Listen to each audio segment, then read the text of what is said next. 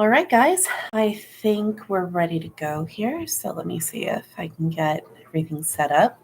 Let me know if you can't hear me. I think my headset should be working pretty well. It seems to be indicating to me that the sound's going through, but if that's not the case, this would be the time to let me know.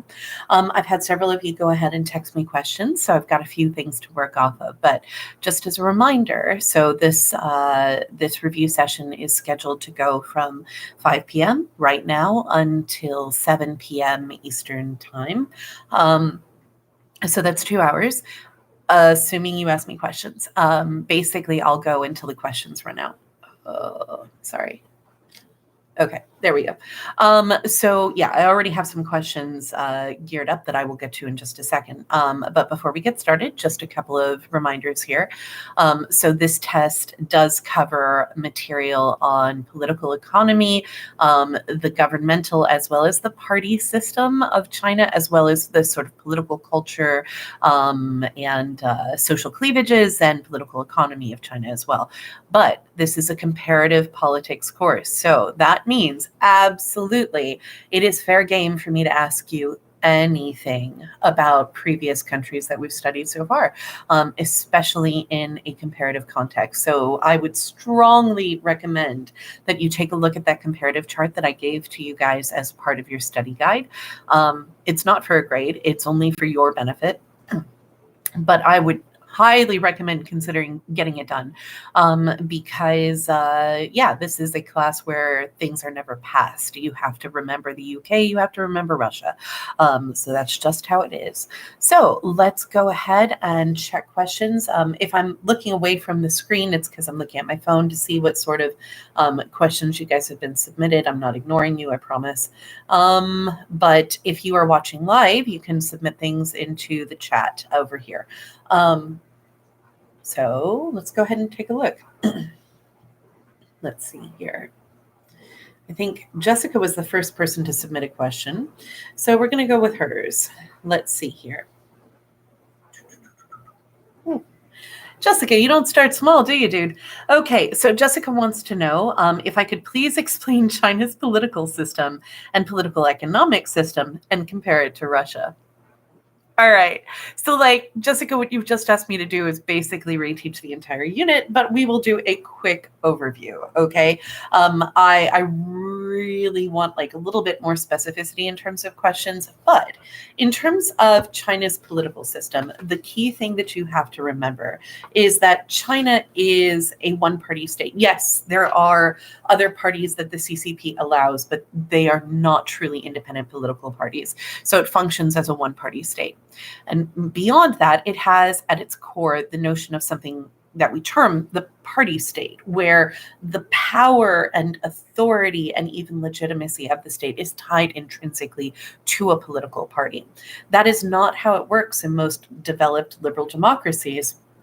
In the United States, for example, if the Democratic Party collapsed, the state continues because the legitimacy of the state is not tied to the existence of a party. But in China, there's no necessary assurance that that is what would happen. In fact, actually, the Chinese Communist Party is established in the Constitution of China. Now, the Constitution of China is not particularly useful.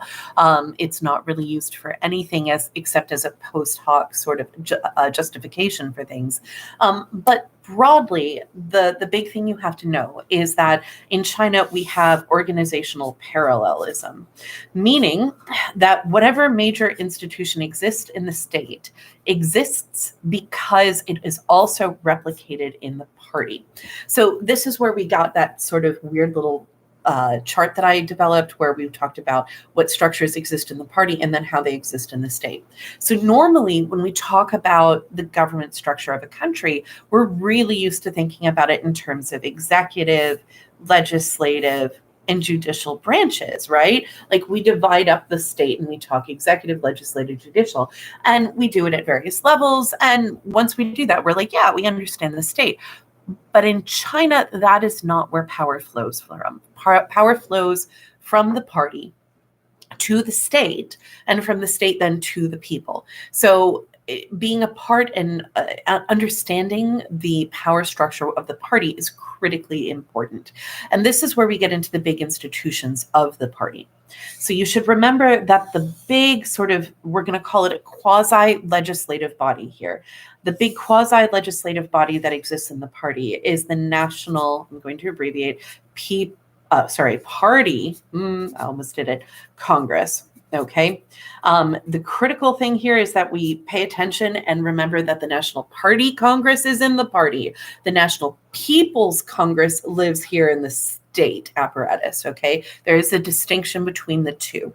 The National Party Congress has about 2,000-ish delegates that have been elected from their local provincial party congresses. And those people have been elected from their local sort of like county level party congresses. So it's sort of an indirect democratic system within the CCP that gets to the National Party Congress. Because there's 2,000 people in the National Party Congress, number one, they don't meet every year. They meet about every 5 years. Okay, there have been some exceptions over the years, especially during World War II, during the Civil War, all sorts of things as to like why the Party Congress wasn't meeting. But it meets about every 5 years. The last one was in 2007, which means that the next one will be in 2022.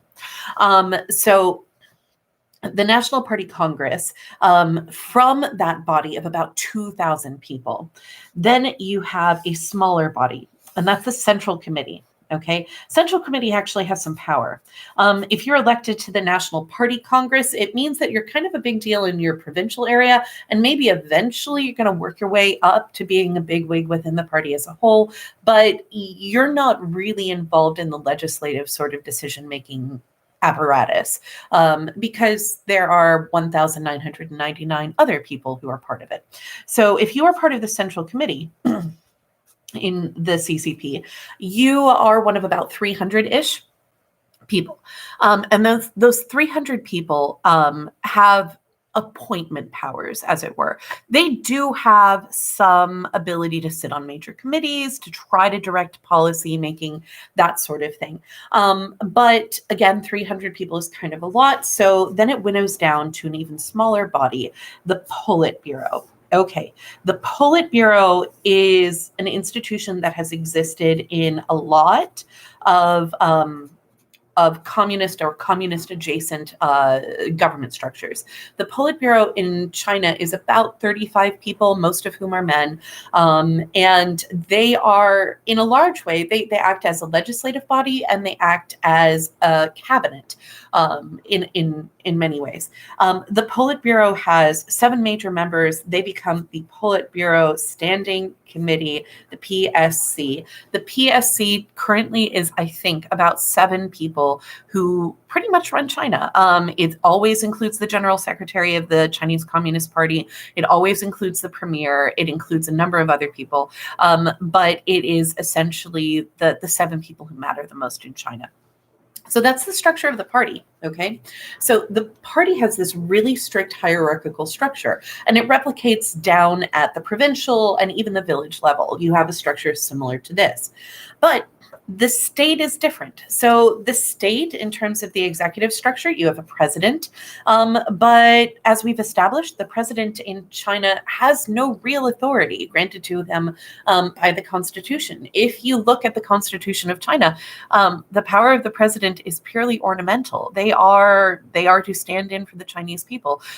They do not have leadership positions, really. They do not have the ability to command the armed forces. That is not their job. Instead, the body within the state executive branch that actually has some power is called the State Council. Okay, State Council, ooh, spelling is hard. Okay, so the State Council is headed by the premier. Excuse me, I'm going to have a coughing attack.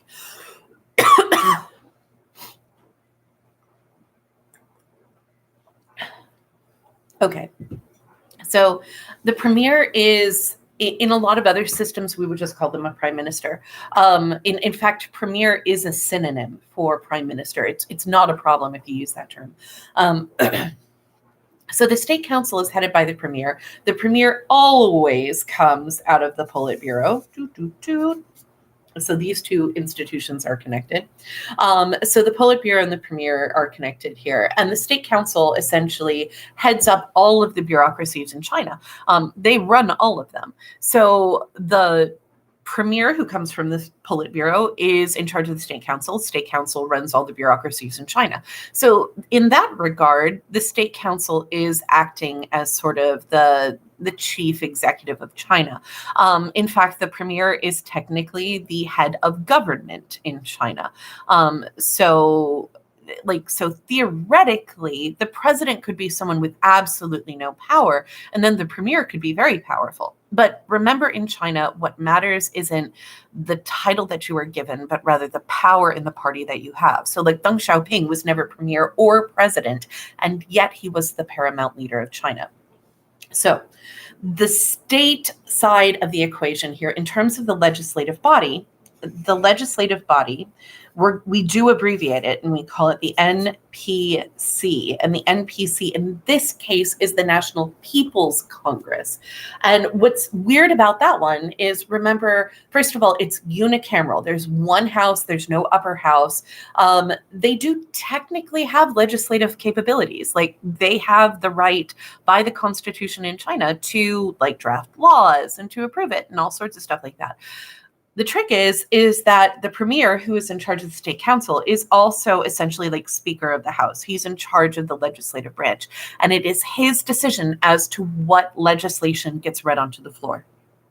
That means that if it is legislation that would significantly counter the plans or goals of the CCP, it will not be read onto the floor. Additionally, the NPC is enormous. The National People's Congress is huge. It's like 3,000 delegates. And that means that you would have to have a lot of people to turn the tide on this. And while there are some seats that are reserved for non-members of the CCP, it is a tiny, tiny fraction. Remember, the CCP allows for the existence of a grand total of 8 other democratic parties. But these parties are essentially sanctioned by the CCP and therefore controlled by them. In terms of the judicial branch is not fully independent. There have been attempts to try to increase its independence, but there's a lot of lack of transparency with regards to the judicial branch, partially because China didn't even have a criminal code until 1978 after the death of Mao. And as a result, like, the institutionalization of a independent judiciary is really, really lacking. There's not a lot of reliance on, say, rule of law. And as a result, it isn't necessarily a matter of that laws don't exist. It's only that they aren't equitably enforced. And sometimes they're not enforced at all. Things like building regulations, safety hazard stuff, environmental regulations are really laxly enforced. The paper doesn't matter unless there's the will to enforce it behind it. And currently in China, that's hit or miss in a lot of ways. Okay, so that's the general structure of the Chinese party state, where you have this really hierarchical political party, the CCP, the Chinese Communist Party, and then you have this state that is created through the constitution that may or may not actually have the power that the paper says it does. I can't remember what the other part of Jessica's question was, because Jessica's question was really complicated. Okay, so the political economy of China. All right, so China is what we would call a state capitalist country right now. It has sort of like authoritarian capitalism, whereby what we have is sort of the remnants of the old central planning system that have been significantly modified due to Deng Xiaoping's reform and opening. Okay, so starting in the 1980s, you have like Deng Xiaoping comes to power after the death of Mao. And he's basically, remember I told you in class, he's the guy who said it does not matter if the cat is black or if the cat is white. It only matters if the cat catches mice, right? So he's a pragmatist. He believes that it doesn't actually matter if you're like a hardcore idealist, or you've got like an ideology that you follow and you're like absolutely consistent with your ideology. Deng Xiaoping doesn't really care about that. What he cares about is like, do the numbers move? Like, are we achieving results? And if you are achieving results, then good job you. You've done what you need to do. So as a result, Deng Xiaoping is in the 1980s to try and get past some of the stagnation of the Chinese economy, decides to take the brakes off. It's a more controlled taking off of the brakes than, say, Russia's was in the 1980s. Under Gorbachev, but they are starting to take off the brakes. Like my dad mentioned to you guys during your discussion, you saw for the first time like privately owned vehicles. You had the beginnings of private enterprise, but the people who were benefiting from that primarily were people who were already in the know, who could have their fingers kind of on the pulse. And in regards to like comparisons with Russia, that's actually very similar to what happened in terms of the development of oligarchs. When you move from a centrally planned economy to a more market-based economy, the people who know what's going to happen next have a systemic advantage over the general population. And they used that advantage and they profited mightily from it. So today, however, I would say the big difference between, say, Russia's political economy and China's is China is still using a much more centrally planned system whereby the state can and does direct some of the private enterprises in China. Often the most profitable Chinese companies will have party members in the guise of the state, sitting on their boards as advisors or as CEOs or whatever, to try and direct the way of this company in a way that is not just beneficial to the shareholders, but is also beneficial to the party and the state as a whole. And that means that if the state says, hey, build a hospital in 10 days, it happens, okay? In Russia, yes, there are strong connections between the state and private economic ventures through the oligarchs. But many of the most profitable enterprises in Russia are not distinctly state-owned, and the connections there are a little bit more under the table. In China, whether or not you feel like it's corrupt or whether or not you feel like it's a fair way to do business, it is all done out in the open. It's pretty clear that the state is present in the boardroom and is helping to make decisions. In Russia, it's not always so clear where the decisions are coming from. I think that's where I'd put my big emphasis. Both Russia and China's economies right now are really dominated by energy questions. Where are they going to get energy? Where are they going to sell their energy? If you're Russia and talking about, say, like natural gas. The other thing that we see is Russia and China trying to regain sort of their or take for the first time a larger slice in, say, global economic forums. So we can look at the Belt and Road Initiative for China, and we can look at things like Russia trying to establish a little bit closer economic ties with a lot of Central Asian countries, as well as trying to figure out how it wants to relate to the EU. So Jessica, I hope that was helpful. That was 18 minutes, dude. So I'm going to move on to the other questions out there. Okay. Let's see here. Livia. What are the main differences between Russia and China in terms of communism, and how does Mao differ in his ideology to achieve communism? Ooh, okay. All right. So I guess some of you took to heart the notion that I'm definitely going to ask you some comparative questions, and you picked up on the fact that China and Russia both have a history of being influenced by Marxist-Leninist thought, and that's a good place to go. Okay. So the first thing to know is that the USSR develops first, and therefore, in a lot of ways, is kind of the forerunner of a lot of what China is going to try to do. And to some degree, it's both the model for Chinese, the development of the People's Republic of China, and also kind of a cautionary tale for a lot of the Chinese leadership as to what not to do. Now, both the USSR and the People's Republic of China had one major problem when they developed. They didn't have the urban working population that Marx basically said is absolutely critical to the formation of a worker-led revolution that is going to bring about the beautiful communist utopia. Right? So like Marx is like, you got to have a proletariat. The proletariat through class struggle realizes their oppression and then they overthrow the bourgeoisie. Right? But Lenin is like, you kind of didn't fill in the gaps for me, dude. So Lenin comes up with the notion of a vanguard of proletariat. And that is what develops into the Communist Party in the USSR. What Mao does is Mao is definitely influenced by what Lenin is doing. He's read Lenin. The Chinese Communist Party forms in 1921, 22. I'm blanking on the date. It's early 20s, regardless. And when the Chinese Communist Party forms, a lot of those people had studied in Russia, or they'd read extensively from Russian theorists like Vladimir Lenin. And when they read Lenin, they were like, yeah, vanguard party to get everybody's thinking right. But what the Chinese come to realize, and particularly Mao and Zhou Enlai realize through the Long March, is that China really doesn't have an urban population, even to the extent that Russia did.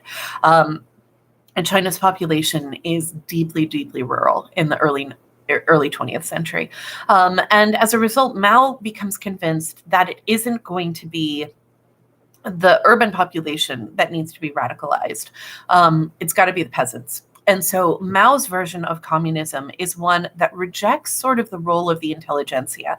Mao believes in sort of the way he phrases it is kind of like the native intelligence of work. Basically, like the hard labor of being a peasant is what radicalizes you. And you don't need to read like Trotsky and you don't need to read Lenin. You just kind of go with your gut. It's a deeply populist sort of view. It's very anti-intellectual. And it resonated when 90% of your population is peasantry. Like it resonates.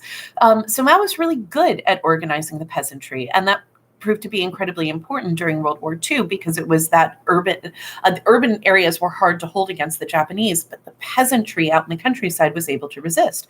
And that really mattered. So like Mao kind of comes to power on the back of the peasants. And he keeps turning back to them whenever he needs support. That's his political base and he drums it up. So yeah, what are the differences between communism in Russia versus communism in China? Under the Maoist regime, it's the emphasis on the peasantry. Lenin really kind of wanted to see Marxism in its classical form work. He truly believed that like the proletariat was where you had to go, but like the proletariat needed to be established. So we're going to de-rural everybody and bring them into cities and like build cities. But yeah, China does take a couple of cues out of the USSR, particularly Stalin's 5-year plans. Those are big things that they take out of it. So hopefully that helps, Livia. I'm going to jump over here and see what Juliana says. Okay. So Juliana, your first question I've already addressed in the first 18 minutes because she wanted to know what organizational parallelism was and its influence on the Chinese state. Basically, organizational parallelism is that whenever you got an institution in the state, it is connected over to the party. The state is a puppet. Okay, the state is a puppet. It's a hand puppet, and the party is the hand. Okay. Your second question, based on what the Politburo Standing Committee does, are they the most powerful group in China? Yeah, basically they are. It's a group of, right now, I think it's seven dudes, and they pretty much run 1.4 billion people. I would say they're not just like the most powerful group of people in China, they're one of the most powerful groups of ruling elites in the world. And so it'd be really nice if we knew more about them, but it's hard to get information out of the party. The party is really good at being closed mouth. Okay, so I'm going to skip over here to the other class because there have been a lot of questions coming in on the other side. All right, so Maddie, what you got for me here? All right, so the first thing Maddie wants to know is, can I give you an example? Can I talk about the Second Sino-Japanese War? Sure. I'm not going to like go into a huge amount of detail on this one because the odds of it showing up on an AP exam is rather limited, but it's good background to know. So Sino is the prefix that just means Chinese. That's all. So Second Sino-Japanese War should tell you that it's a war between Japan and China. It's the second one.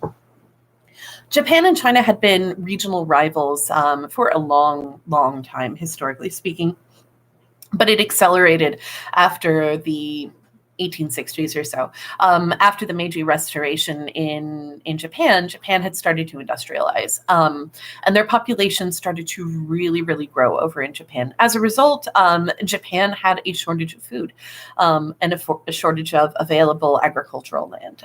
This is what was driving much of Japan's attempt to gain land for colonialism. If you are looking at the roots of World War II, it really comes from this. So what occurs is in 1931, Japan was very, very interested in taking control of Korean territory and territory just to the north of Beijing, an area called Manchuria. Manchuria was, I mean, it's pretty barren, but there are coal reserves up there, and Japan had industrialized and they needed resources. So they kind of deal with the government of China, which in 1931 was led by Chiang Kai-shek, sometimes referred to as Chiang Kai-shek. And the nationalist government under Chiang Kai-shek was really, really weak. And they were broke. And so he kind of deal with Japan to build a railway across Manchuria. Japan was like, let us build a railway. It'll be beneficial to all of us. And China was like, sure, whatever, we need the money. So Japan builds this railway across this territory that they hoped to take. And then in 1931, part of the railway blows up. The Japanese use this as an excuse to blame local Chinese populations, and they move troops into the area to secure their investment. It is very clear from historical documents that it was not Chinese peasants in the area that blew up the railway. It was the Japanese military. It was actually a really small bit of damage done to the track. I mean, frankly, it was still passable. You could run a train over it. It didn't even really damage it. But it was used as an excuse to move troops into the area. And once they did that, the Japanese refused to withdraw their troops. And they established Manchuria as sort of a puppet kingdom for Japan. It was a place called Manchukuo. They took the last emperor of China, who was then living in exile. His name was Puyi. He had been 5 years old when the Qing dynasty fell.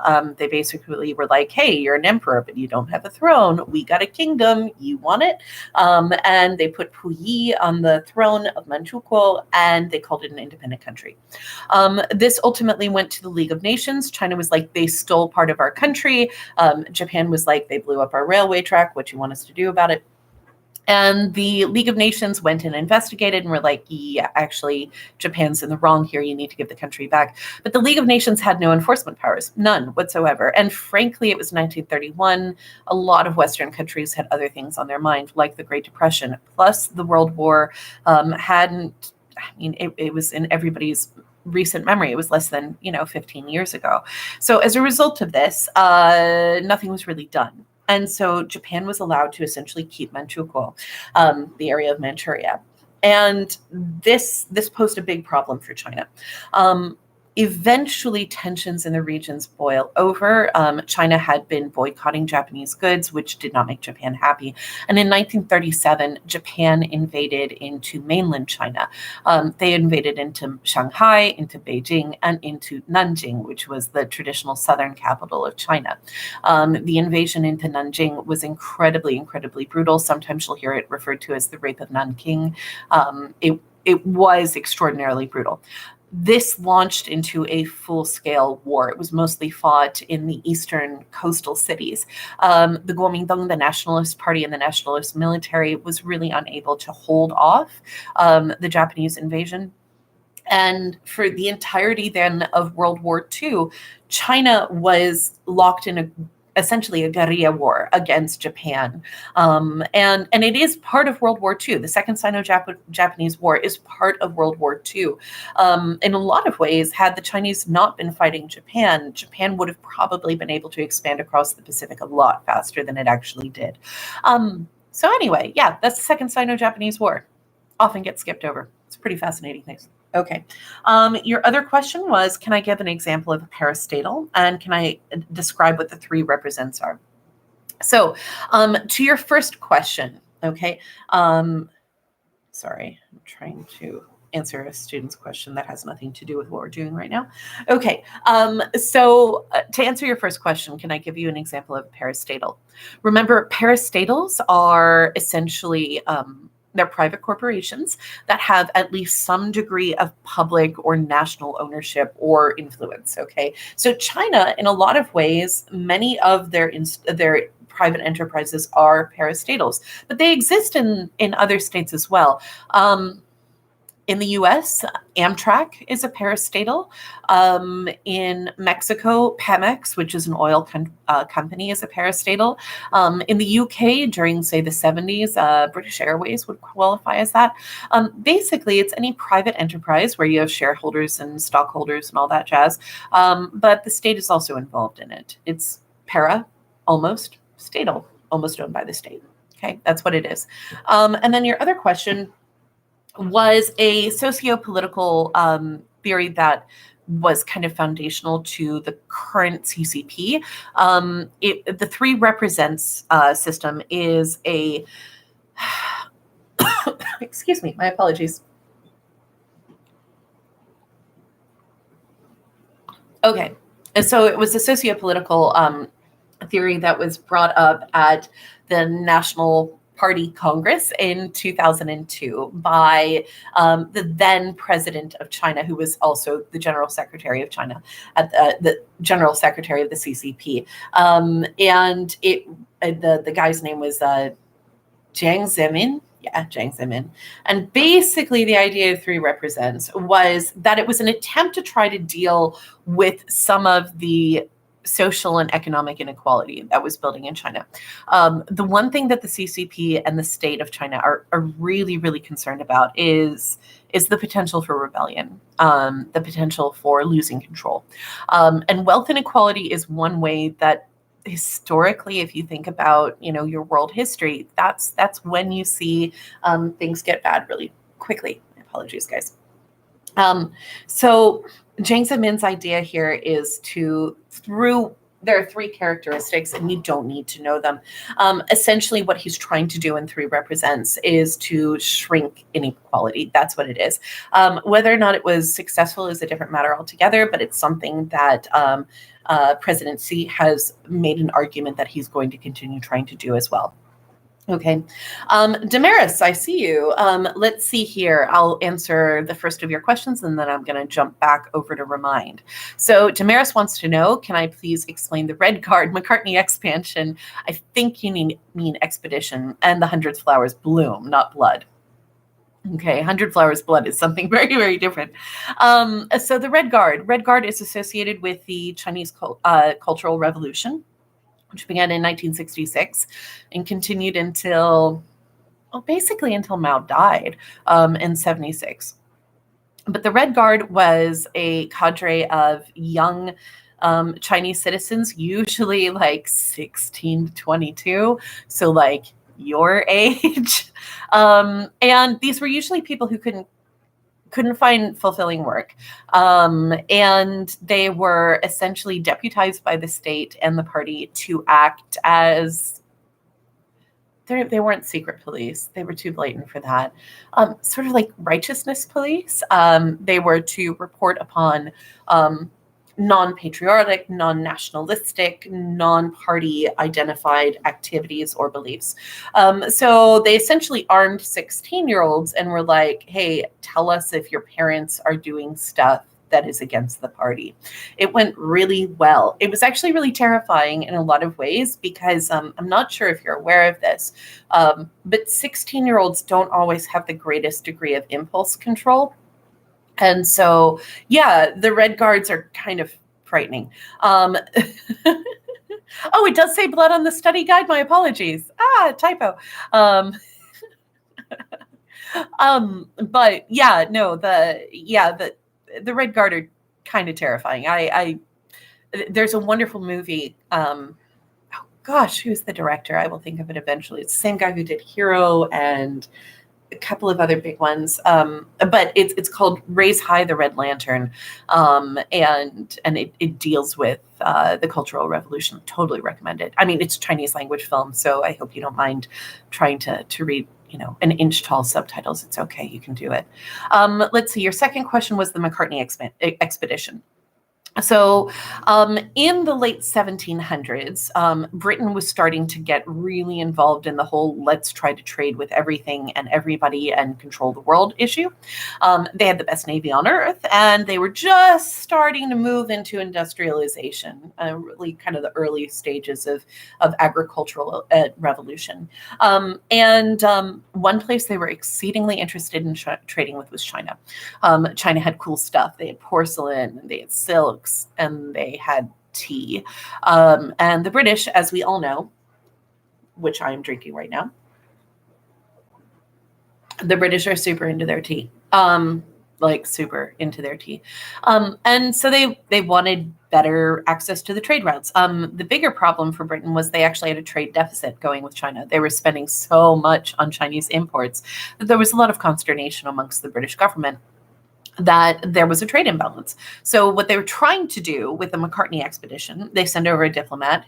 His name is Lord McCartney. I think he was a lord, pretty sure he was. They send him over and he's supposed to negotiate with the Chinese government and be like, hey, Britain has cool stuff too, buy some things from us.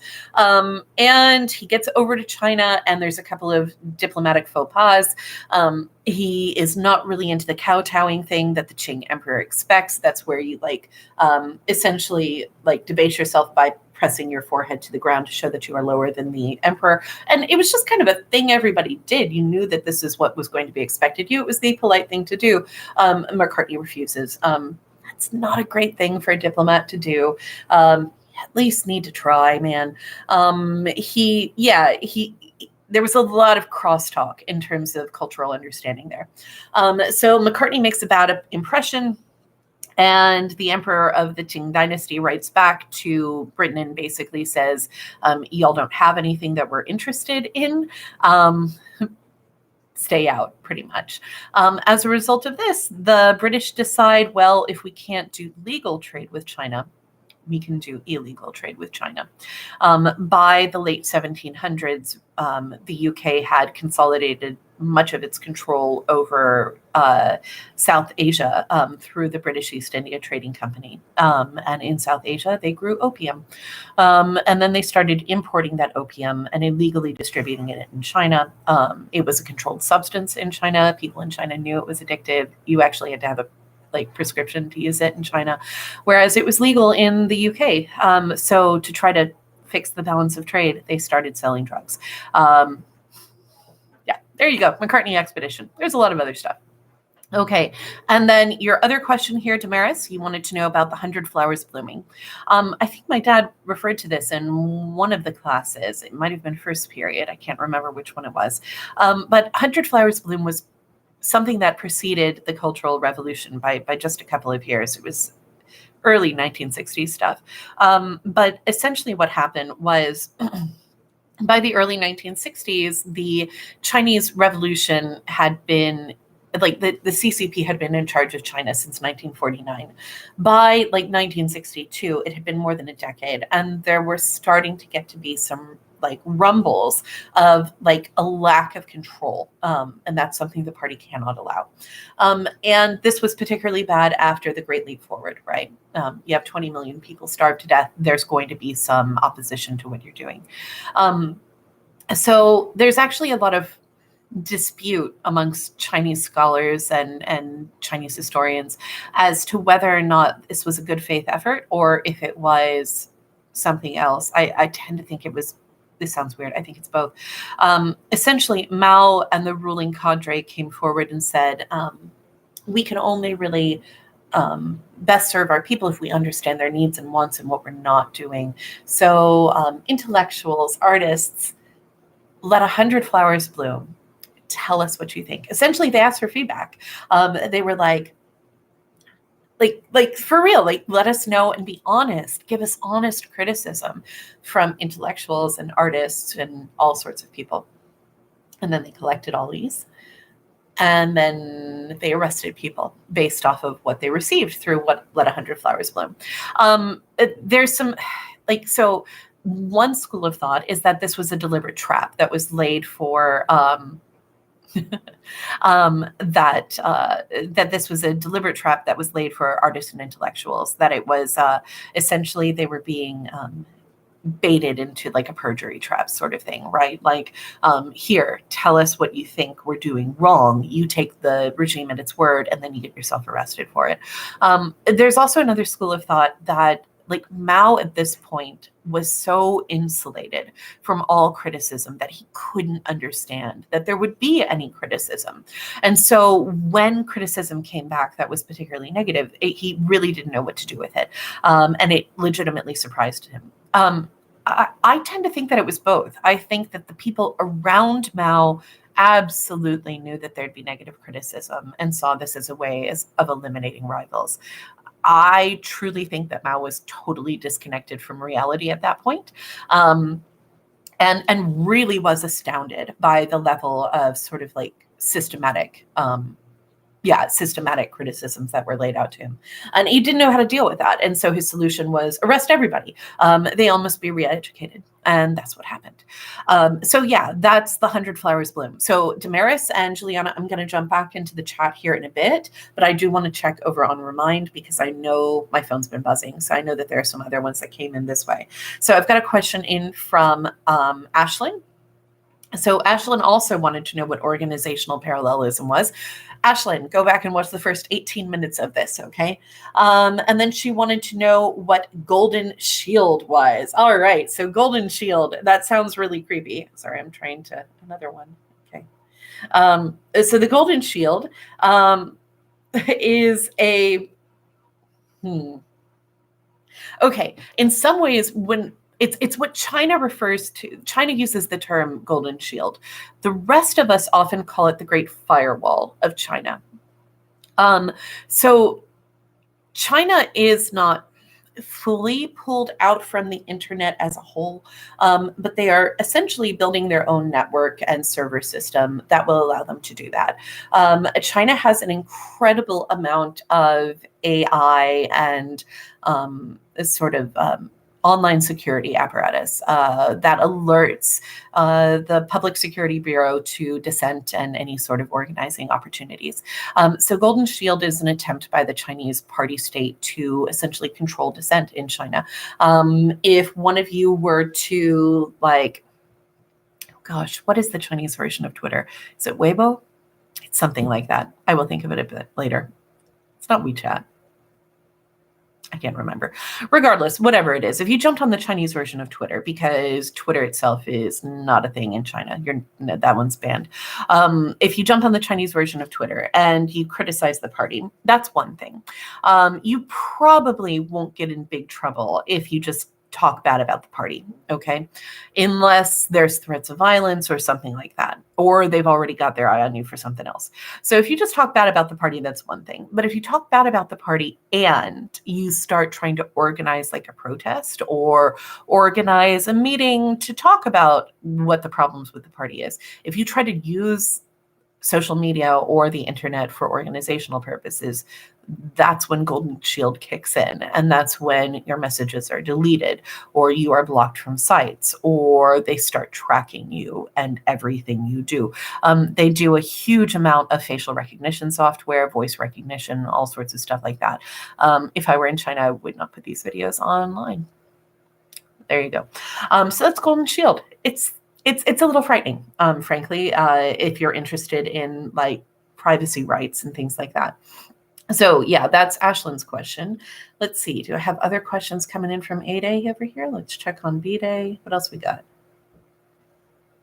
says that you've got a bunch. Oh, there they are. Okay.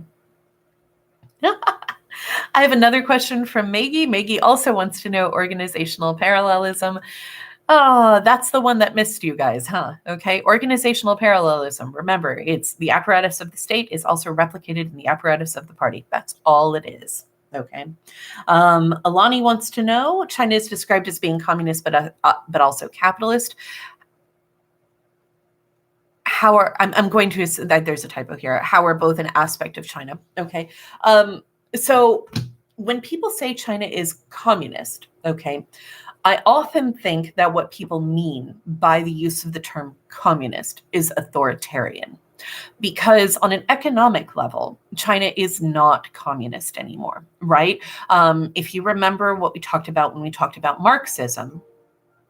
Marxism is arguing that essentially what would happen is that there is no property anymore, that we all share and share alike, that from each according to his ability to each according to his needs, right?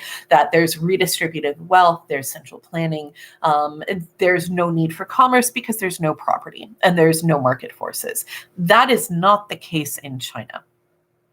But what is the case in China is that there's one party and that there's only one truth, okay, in terms of political doctrine, and that there are extreme limitations on the ways in which people can organize and participate in public life.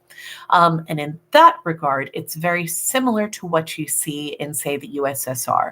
And I think that's what people mean when they say that China is communist. The other thing that confuses people is, yes, there's a communist party in China, but again, I'm going to encourage you to remember to think about the Communist Party of China as being more of a holdover from a time when it truly was leaning towards Marxist ideology. And now what it's doing primarily is it is consolidating power. That's what it's about. It's about consolidating authority.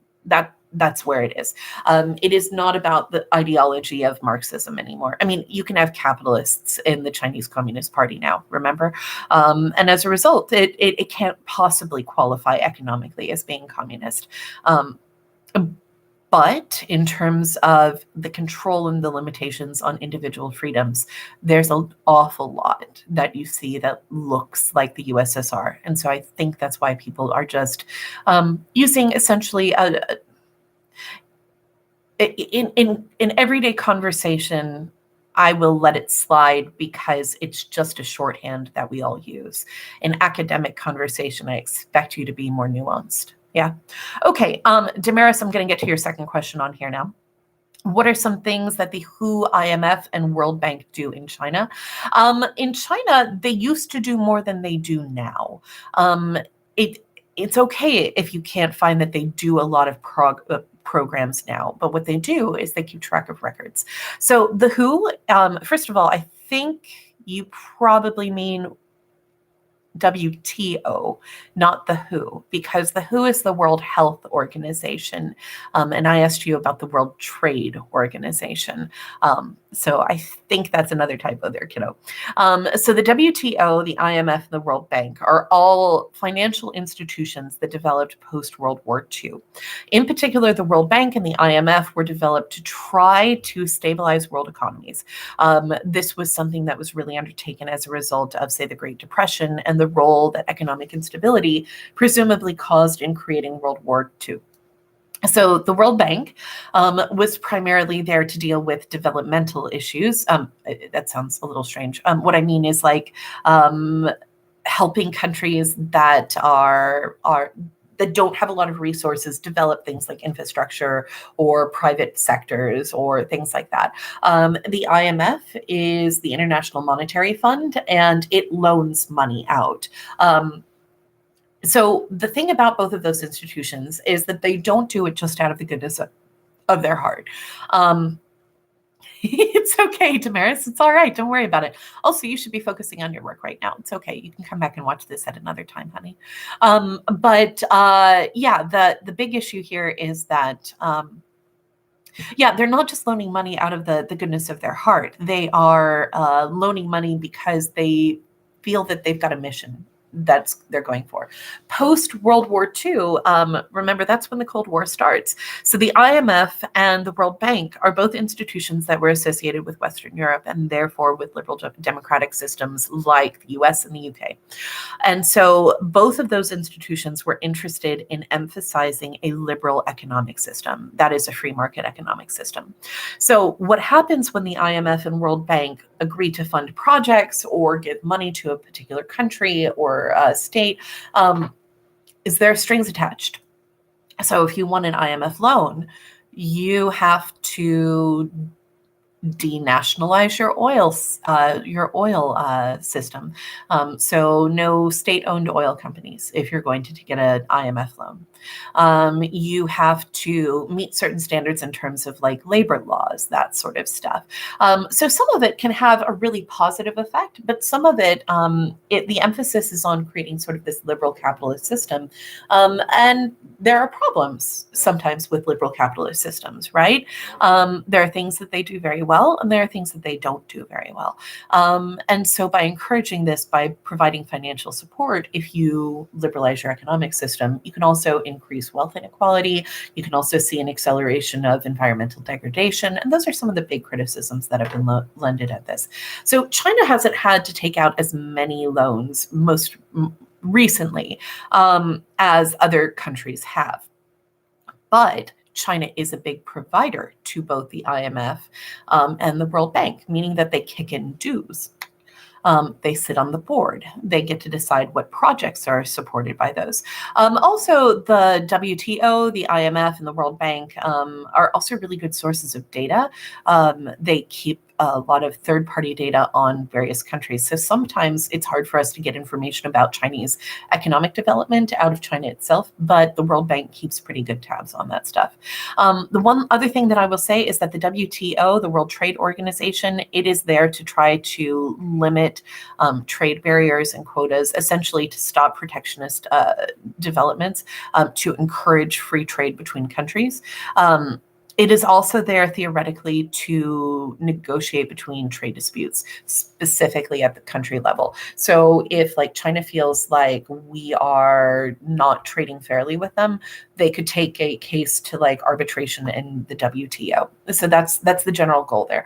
The WTO, however, is only able to really arbitrate on those sort of issues if all member states agree. And right now, the US is dragging their feet on a lot of WTO issues, which means that the WTO is not particularly strong, and that is actually beneficial to both us and to China right now, because it means that we're not really held accountable for a lot of the agreements that we've already signed on to. So yeah, that's one thing to consider, especially as we move into the developing world and talking about like Nigeria and Mexico and Iran. The role of those institutions and the connection to China gets a lot stronger the further we go here. Let's see here. I'm going to jump back over to Remind and see what other sort of questions I've got. Yes, I did make I did make a parasite reference there. Okay, sorry, that was his. Let's see here. Okay, so what are some similarities of powers and obligations between the PRC and the Russian Federation?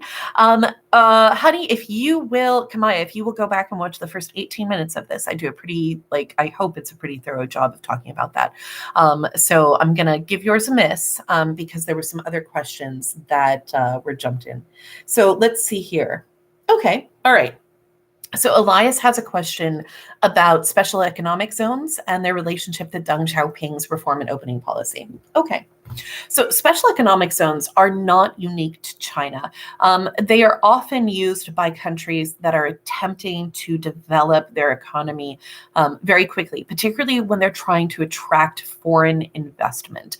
And China in the late 1970s and early 1980s was really kind of struggling. The Cultural Revolution had been really devastating for China domestically as well as internationally. It became very, very clear that Chinese industrial capacity and agricultural capacity were quite high, but underdeveloped. And when Mao died in 1976, there was a behind-the-scenes leadership struggle that ultimately resulted in Zhou Enlai coming to power, shortly followed thereafter by Deng Xiaoping. And the two of them were pretty pragmatic. And one thing that they wanted to make sure didn't happen was that the party fell out of power, because if the party fell out of power, then the party is responsible for all the things that happened before, including, say, the Great Leap Forward and 20 million people starving to death. And that would end very poorly for everybody. So the party has to stay in power. How do you do that? Well, number one, they need money. So how do you get money? How do you jumpstart the economy of about 1 billion people in 1978, 1980? Well, you start walking back some of the Maoist doctrine, the hardcore ideology that prohibits sort of touching capitalist sort of ideas or private enterprise. And this is where you get Deng Xiaoping's pragmatism coming in. So he pushes for the creation of special economic zones. Think of it as sort of like quarantine zones. Like, you guys can have capitalism in Shanghai. You can have capitalism here in, well, he didn't have it at that point, but like in Macau and in Hong Kong. But they are not ideal, and we don't want these ideas to spread particularly far. So they can only operate in this particular area. So in this area, you can have private ownership. You can have your own businesses, this sort of stuff. You can make profits, and people got very, very rich very quickly. But the problem was the question of urban-rural migration. So, because remember, hukou was designed to try to keep people stable and essentially legible by the state. They don't want them traveling all over the place. So special economic zones were good in that they jump-started the economy, and they also attracted a lot of investment from other countries, like the US. Making cars was cheaper in China. Making clothing was cheaper in China because you didn't have to pay the workers as much, because the environmental regulations were lower. All of those things made China an ideal place to do manufacturing jobs that would be otherwise very expensive in the United States. So that's why they developed. That's why they're in Southeast Asia. That's why you see special economic zones in a lot of developing countries. I mean, Cuba even kind of had special economic zones during the crisis period of the 90s for like a hot minute and a half. It's kind of a quick fix. It's sort of like limited capitalism in a controllable setting. So that's the relationship to reform and opening. Deng Xiaoping was looking for a way to undertake some economic reforms to keep the party stable. And by opening China up in a few specific locations for foreign investment and for private enterprise, the party could potentially do that. In a lot of ways, it's actually it's more of a domestic Chinese version of the string of pearls, if you remember that. Do you guys remember when you talked about in the U.S. history, if you talked about the open door policy? They refer after the Chinese Opium Wars to the unequal treaties that result in spheres of influence being established along the east coast of China as a string of pearls, and that these were cities where foreign influence existed, and they had laws of extraterritoriality, meaning that they could only that people who lived there didn't have to be subject to Chinese law; they could be subject to British law instead. Which is how the British got away with like selling opium in Shanghai, was because they controlled Shanghai. So Shanghai could like operate under British law and not Chinese. But at any rate, it sort of was a modern version of that, only it was established through the Chinese state and not vice versa. At any rate, sorry. Okay, so let's see here. I'm going to jump down to Juliana's question. So Juliana says, what are the proposed solutions to the economic challenges that China is facing right now? Oh boy, right now is a very, very hard question to answer. I don't know. There's a lot of consternation like right now, like this week, about the effect that the coronavirus might be having on Chinese economic development right now.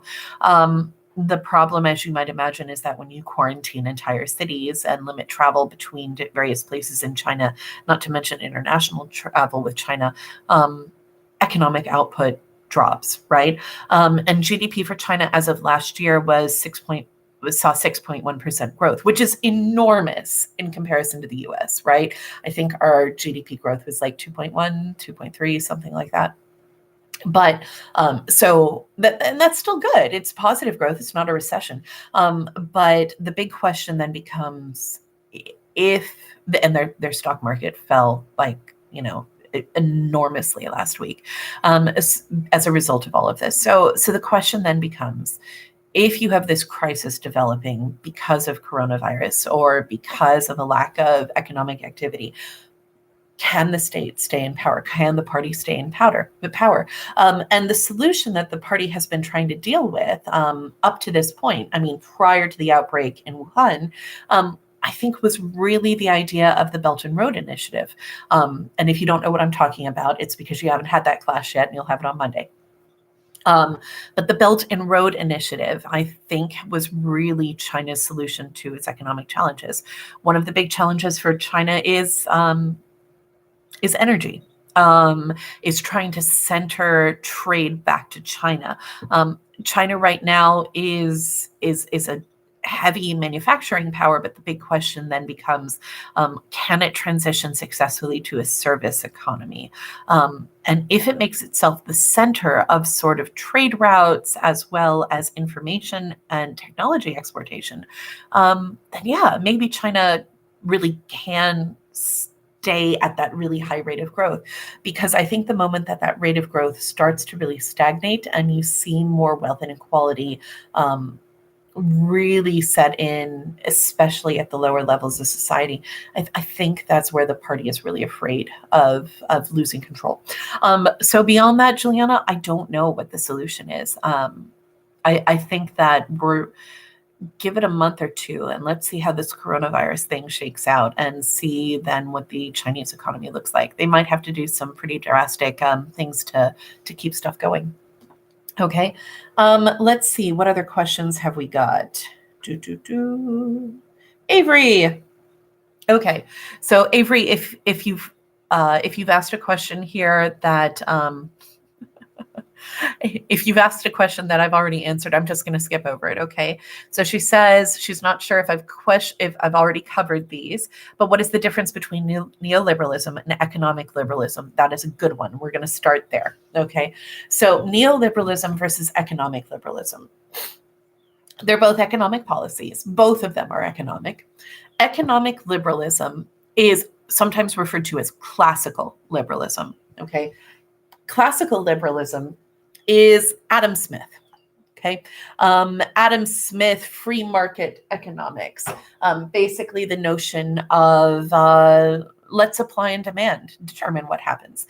The market will do what it does, laissez-faire. The government should stay out of business decisions.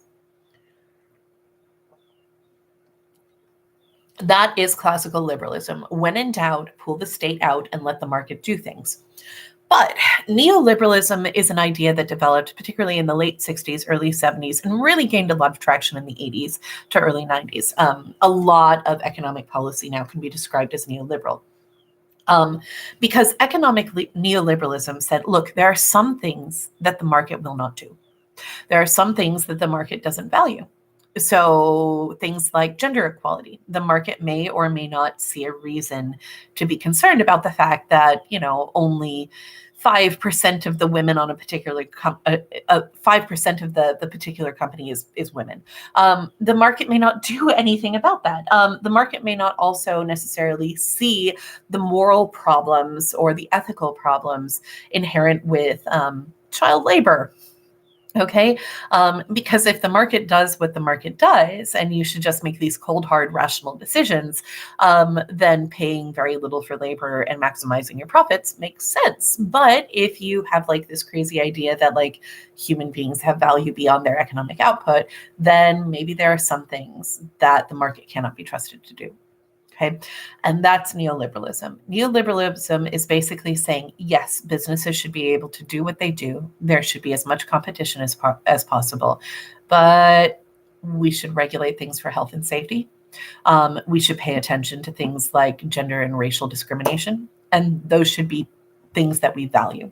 And if that has to come from the state or from legislation, then that's where it has to come from.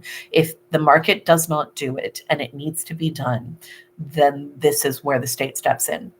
But it should be done as little as possible. That's neoliberalism.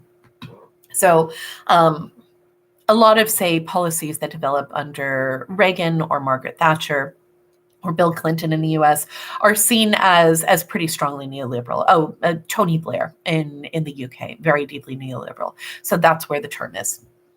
So I hope that helps. Okay, it's liberalism, but taking it out of sort of the 18th, 19th century, sort of like Charles Dickensian sort of world. Okay. Major distinctions between Marxism and Maoism. I already answered that one, kiddo. It is at the beginning of this stream, so if you'll go back and watch that, that would be great. Can I explain the iron rice bowl concept? That is a wonderful one. Okay, so the iron rice bowl is sort of like the promise that Mao made to all Chinese citizens during his regime. So Mao had this notion that essentially everybody should be able to count on a base level of public goods and social expenditures if you were Chinese citizens. And this would be provided to you through your hukou and danwei, depending on if you were an urban or rural worker. And that you would have food guaranteed to you, you'd have healthcare guaranteed to you, and you'd have a job. And for much of like the PRC's existence, the People's Republic of China's existence, the basic premise of those promises, with the exception of the Great Leap Forward, were met. People weren't unemployed in China. That's because the state created jobs. So that's the Iron Rice Bowl, was sort of like the promise that the state made to you. That's all it is. Okay. I hope that makes sense. Let's see here. Who are the past and present Chinese leaders that you should definitely know? You should definitely know who Mao Zedong is. Okay. Wouldn't hurt you to know who Chiang Kai-shek is, or Chiang Kai-shek. He was the leader of the nationalist government that lost to Mao. It's a good name to just be able to throw into an essay. It's not one that I necessarily expect you to see on an AP exam, but it's a good one to know. You should 100% be able to bust out Deng Xiaoping, and it would be helpful if you could spell it correctly. Okay. And then Xi Jinping. Those would be the four that I would say. Chiang Kai-shek, Deng Xiaoping, Mao Zedong, and Xi Jinping. Those are the ones that I would really focus in on. If you know Jiang Zemin, that would be super awesome. If you happen to know Zhou Enlai, that's pretty cool, but not necessary. I would really focus, though, in terms of the modern Chinese state, Deng Xiaoping is probably the biggie. Okay. In the same sort of way that you should know Mikhail Gorbachev in Russia. And let's see here. How did China's relations, how are China's relationships with its neighbor, including Russia, influencing global trade? Russia and China have an interesting relationship right now. Russia has an awful lot of natural gas. China needs a lot of energy. The two of them do business. The two of them, in a lot of ways, see themselves as a counterweight to the US in terms of both global economics and global struggles for power. But they are also regional rivals. China really wants to be able to influence a lot of Central Asian countries, especially the ones that are right close to Xinjiang province.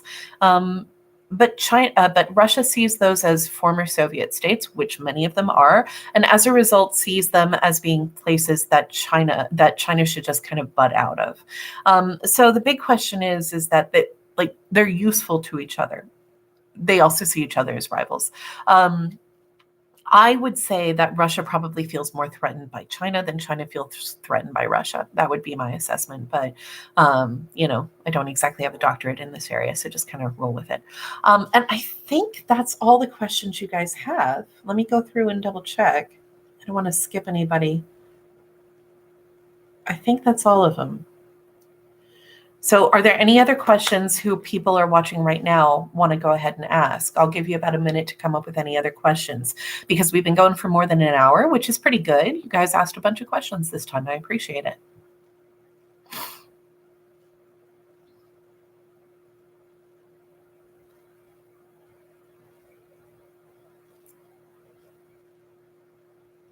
You got anything for me?